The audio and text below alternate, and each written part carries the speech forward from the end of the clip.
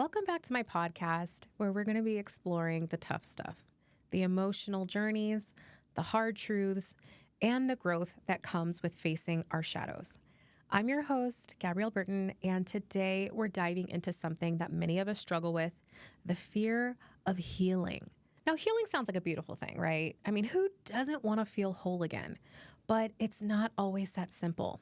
Healing requires tough decisions, facing things we've been avoiding, letting go of relationships, and walking away from patterns that no longer serve us. But here's the catch. Every time we choose ourselves, it often feels like we end up alone.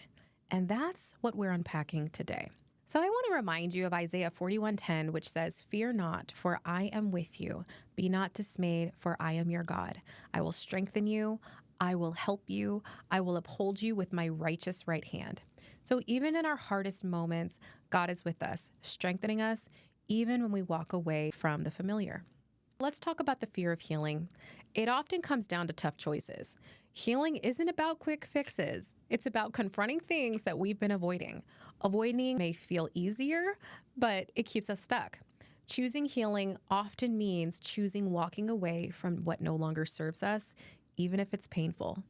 And let's be real. I mean, sometimes it feels like we're healing, but then we end up feeling isolated. Psalms 34:18 says, "The Lord is near to the brokenhearted and saves the crushed in spirit." So even when we feel alone, God is near, especially when we're making difficult choices. That brings us closer to who we're meant to be.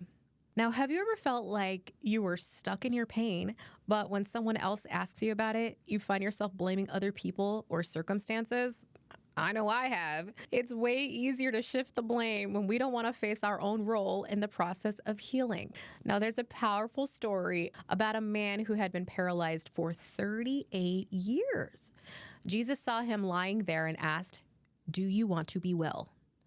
Now, you might think that this man would have immediately said yes, of course, but instead, he responded by making excuses. He said, "I have no one to help me into the pool when the water is stirred. Someone always gets there and goes ahead of me."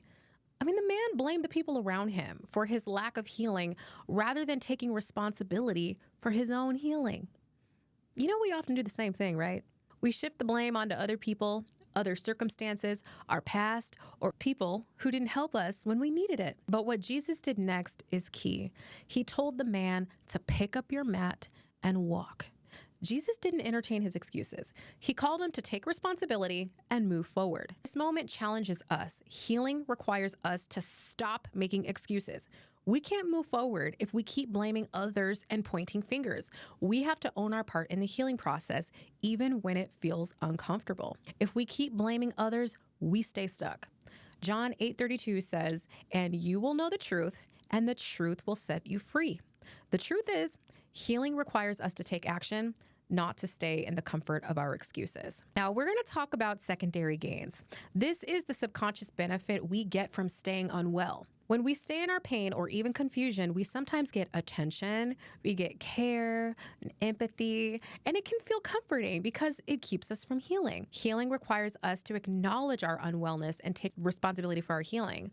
It's not just about getting attention, it's about stepping into our true freedom. Healing may require stepping away from people and places that no longer serve us, but that's the path to growth. It's scary. It may feel lonely, but remember, you're not alone. Isaiah 43:19 says, "Behold, I am doing a new thing. Now it springs forth. Do you not perceive it? I will make a way in the wilderness and rivers in the desert."